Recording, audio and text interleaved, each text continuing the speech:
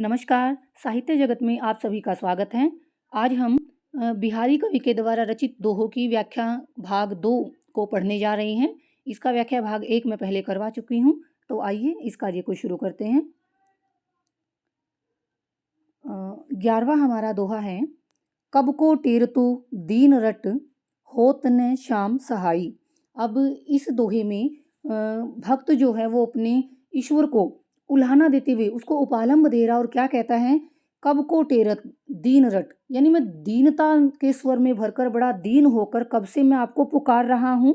होत न श्याम सहाई, कि हे श्याम, हे ईश्वर, आप मेरी सहायता ही नहीं कर रहे हैं, कि मैं कब से दीनता भरे स्वरों में आपको टेर तो पुकारे जा रहा हूँ, लेकिन आप मेरी सहायता ही नहीं कर रहे हैं। तुमहु लागी, कि तुम्हें लग गई है। जगत गुरु, हे जगत गुरु, हे संसार के गुरु। जग नायक, हे संसार के नायक। ईश्वर को संबोधित करते हुए कह रहे हैं भक्त कि हे जगत गुरु, हे जगन नायक, मुझे ऐसा लगता है, जगबाई जगबाई मतलब ये संसार की हवा, कि मुझे ऐसा लगता है कि आपको इस संसार की हवा लग गई है, यानी आप भी संसार के लोगों की भांति ही स्वार्थी हो गए हो। 12वां दोहा है, तंत्री नाद कवित रस सरस राग रति रंग।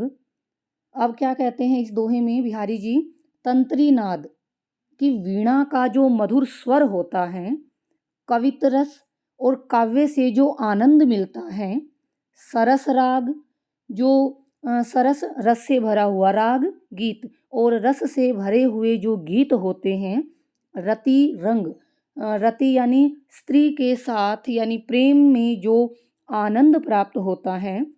अब यहाँ पर क्या क्या बताया है कवि बिहारी ने, वो कहते हैं कि तंत्री नाद कि वीणा के मधुर स्वर को, कवितरस काव्य के आनंद को, रसीले गीतों को और प्रेम के आनंद को पाने के लिए अनबूढ़े, यानी उस प्रेम के आनंद में अनबूढ़े जो उसमें लिप्त नहीं होते, जो उसमें पूरी तरह से डूबते नहीं हैं, वो व्यक्ति उसका आनंद नहीं उठा सकते। कवि कहते हैं कि जो भी ऊपर ये जो बातें बताई गई हैं कि वीणा के मधुर स्वर में, काव्य के आनंद में, प्रेम के आनंद में, रसीले गीतों में जो व्यक्ति पूरी तरह से डूबता नहीं है, उसमें लिप्त नहीं होता, वो उसका आनंद नहीं उठा सकता।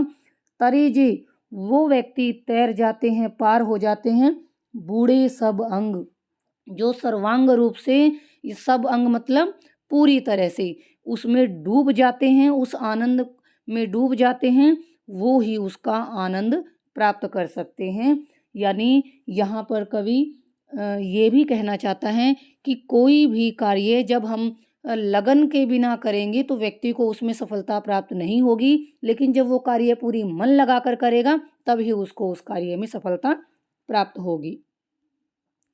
अगला दोहा हमारा है, कनकू कनकते सो गुनो मादकता अधिकाई, उही खाए बोराई इही पाए ही बोराई। अब इस दोहे में बिहारी जी जो कनक, क्योंकि एक कनक का अर्थ यहाँ पर धतूरा है और एक कनक का यहाँ पर अर्थ है सोना, तो देखिए यमक अलंकार बनता है यहाँ पर। तो यहाँ पर कवि बिहारी जी ये कहते हैं, कनकू कनकते सो गुनो, कि धतूरे के अंदर जो नशा होता है, कनकू सो गुनो, कि सोने के अंदर उससे 100 गुना ज़्यादा नशा होता है, यानी धतूरे की बजाय सोने में 100 गुना ज़्यादा नशा होता है। मादकता अधिकाय मतलब अधिक होती है उसमें मादकता, नशा। उही खाए बुराई, क्योंकि उही खाए जब धतूरे को हम खा लेते हैं, बुराई तब ही मनुष्य पर उसका असर होता है, वो पागल सा हो जाता है। इही पाए ही बुराई, लेकिन सोने को तो पाने पर ही, उसको प्राप्त कर लेने से ही मनुष्य को नशा हो जाता है, वो बोरा जाता है। इसलिए धतूरे की बजाय सोने में नशा अधिक होता है, क्योंकि धतूरे को खाने पर मनुष्य में नशा आता है, लेकिन सोने को तो प्राप्त करने पर ही उसमें नशा आ जाता है। स्वार्थु सुकृत ने श्रमु वृथा, देखी विहंग विचारी, बाक पराये पानी परी, तू पच्छेनु न मारी। अंतिम पंक्ति से हम इसकी हिंदी करनी शुरू करेंगे।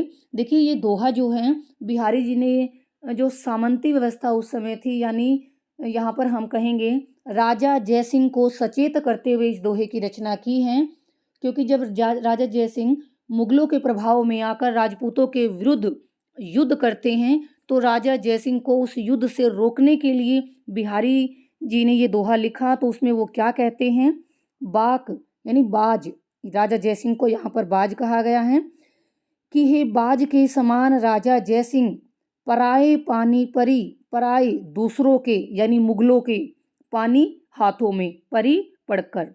हे राजा जयसिंह, तुम मुगलों के हाथों में पड़कर या दूसरों के वश में होकर पक्षियों न मारी, उन पक्षियों को मत मारो जिनका कसूर नहीं है। यानी तुम अपने ही लोगों के विरुद्ध युद्ध कर रहे हो, तो अपने ही राजपूत भाइयों को अपने ही वश में यानी दूसरों मुगलों के वश में होकर अपनी ही जाति के राजपूतों को मत मारो। स्वार्थु ऐसा करने में न तो तुम्हारा कोई स्वार्थ सिद्ध होगा, सुकृत न ना ही तुम्हें कोई पुण्य मिलेगा। सुकृत क्या होता है, पुण्य। ना ही तुम्हें कोई पुण्य मिलेगा। श्रम वृथा देखी विहंग विचारी, कि हे विहंग, हे पक्षी, हे राजा, तुम ये विचार करके देखो, तुम्हारे द्वारा किया गया ये जो श्रम, ये जो परिश्रम है, वृथा, यह भी बेकार ही जाएगा, क्योंकि तुम्हें इस कार्य में कोई भी लाभ प्राप्त नहीं होगा। केवल और केवल तुम उन मुगलों का साथ दे रहे हो जो अपने राज्य का विस्तार करना चाहते हैं। इसीलिए राजपूतों के विरुद्ध तुम्हारा ये युद्ध करना उचित नहीं है। तो राजा जयसिंह को इसमें समझाया गया है। 15वां हमारा दोहा है, नर की अरु नल नीर की, गति एकई करी जोई। अब यहाँ पर बिहारी कवि जी क्या कहते हैं कि नर मनुष्य की, अरु और नल नीर की, पानी वाले नल की, गति दशा एकई करी जोई, एक समान होती है। मनुष्य की और पानी वाले नल की दशा एक जैसी होती हैं। ये तो नीचो हवे चलो, कि पानी वाले नल को जितना तुम नीचे की ओर करके चलाओगे, ते तो ऊंचो होए, उसमें पानी उतना ही ऊपर की ओर आएगा। उसी प्रकार मनुष्य भी जितना विनम्र बनेगा, जितना विनम्र होकर वो चलेगा, आगे बढ़ेगा, उतना ही वो एक महान व्यक्ति बनेगा। 16वां दोहा हमारा है, समय समय सुंदर सबे, रूप को रूप न कोई, मन की रुचि जेती जिहे, तित तेती रुचि होई।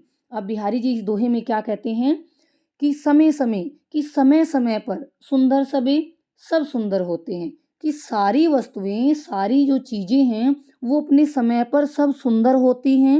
रूप सुंदर, कुरूप असुंदर, न कोई नहीं भी, कोई भी नहीं, कि इस संसार में कोई भी वस्तु सुंदर और असुंदर नहीं है। समय समय पर सारी वस्तुएं सुंदर होती हैं। मन की रुचि जेती जिहे, कि मन की रुचि जिसकी तरफ होती है, तित तेती रुचि होए, उसे वो वस्तु वैसी ही रुचि अच्छी लगने लगती है। यानी हमारा मन जिस वस्तु की तरफ आकर्षित होता है, हमें वो वस्तु उसी रूप में सुंदर लगने लगती है। कहने का मतलब यह है कि सुंदरता जो है उस वस्तु के अंदर नहीं, हमारे नज़रिए में होती है, हमारी आँखों में होती है। तो यहाँ पर कवि बिहारी ने कहा है कि अपने समय पर सभी वस्तुएं सुंदर होती हैं। अगले दोहे में, बसे बुराई जासु तन, ताही को सन्मानू। बसे बुराई, की बुराई बसती है, निवास करती है, जासु तन, जिसके शरीर में। यानी यहाँ पर कवि ने उन जो दुष्ट लोग होते हुए भी सम्मान प्राप्त करते हैं उनके बारे में बातें कही हैं, कि जिन लोगों के शरीर में बुराई का वास है, जो बुरे व्यक्ति हैं, ताही को सम्मानू, उन्हीं लोगों को आज सम्मान दिया जाता है, उन्हीं लोगों का सम्मान होता है। भलो भलो कही छोड़िए, खोटे ग्रह जप दानू। और इस बात का उदाहरण देते हुए कवि ने ये कहा है कि जैसे भलो भलो कही छोड़ियो, कि जो ग्रह अच्छे होते हैं उनको तो अच्छा अच्छा कह के सब छोड़ देते हैं, खोटे ग्रह। लेकिन जो बुरे ग्रह होते हैं, जैसे हम कहते हैं कि भी शनि नाराज हो गए हैं, राहु केतु का काल चल रहा है, तो जो खोटे ग्रह बताए गए हैं उनको शांत करने के लिए जप तप करना पड़ता है, दान देना पड़ता है। यानी और जो भले ग्रह हैं उनके लिए हम कुछ नहीं, उनको तो ये तो बहुत अच्छे हैं, ये कुछ नहीं करेंगे, उनको कहकर हम एक तरफ कर देते हैं, लेकिन यहाँ पर दुष्ट लोगों का ही सम्मान हो रहा है। सोहत ओढ़े पीतू पटु श्याम सलोनी गात।